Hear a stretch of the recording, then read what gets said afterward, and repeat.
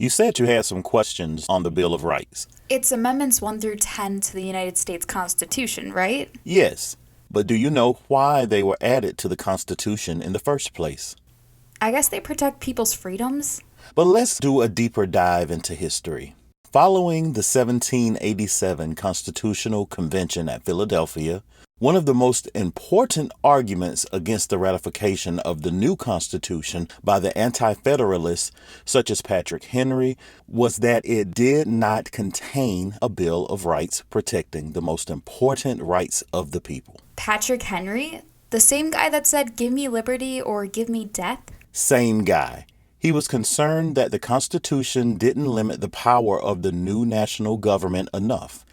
He feared that without a Bill of Rights protecting basic freedoms, the new national government would become too powerful and abusive, similar to what Parliament did before the American Revolution. So surely there weren't any people who objected. You're talking politics here. A room full of people with big ideas.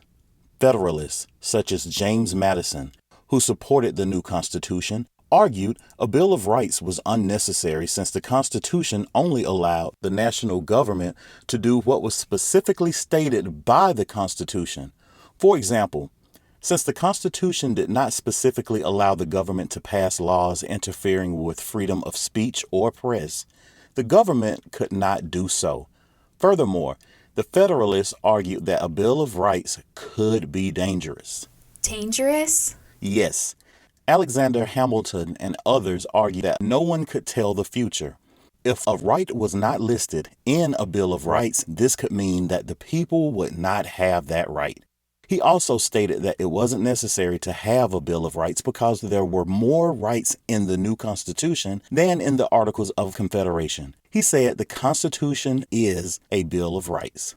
So what happened? The Federalists recognized the absence of a Bill of Rights might persuade some states not to ratify the new Constitution, which set up a whole new system of government, including a much more powerful national government than we had under the Articles of Confederation. James Madison, often called the father of the Bill of Rights, promised that once the new Constitution was ratified and the new government began to operate, one of the first things done would be to propose amendments protecting the important rights of the people.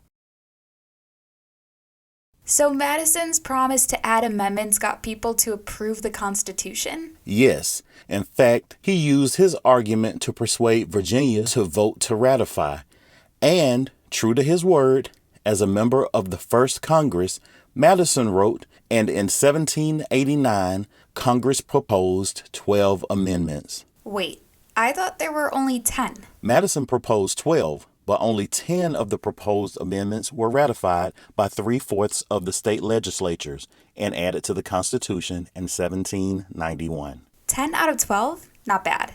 So Amendments 1 through 10 are the Bill of Rights, which we proposed by the Federalists to appease the Anti-Federalists to vote for and ratify the new Constitution?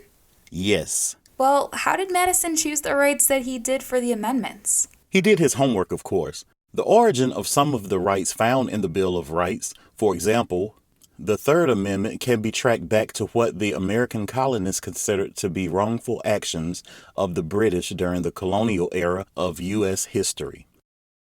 Other rights found in the Bill of Rights, the due process of law guarantee of the Fifth Amendment, can be traced back to Magna Carta.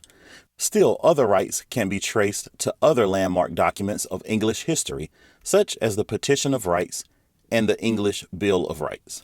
So you're telling me that many of the freedoms of the Bill of Rights had actually been included in other written documents? That's right.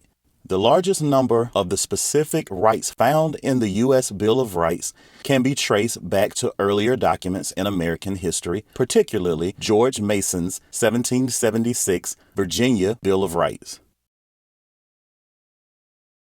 For that reason, while James Madison is called the father of the U.S. Bill of Rights, George Mason is called the grandfather of the U.S. Bill of Rights.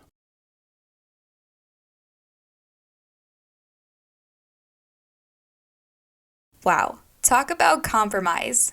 It seemed to really work out for both parties. Correct. These are our most precious and important liberties.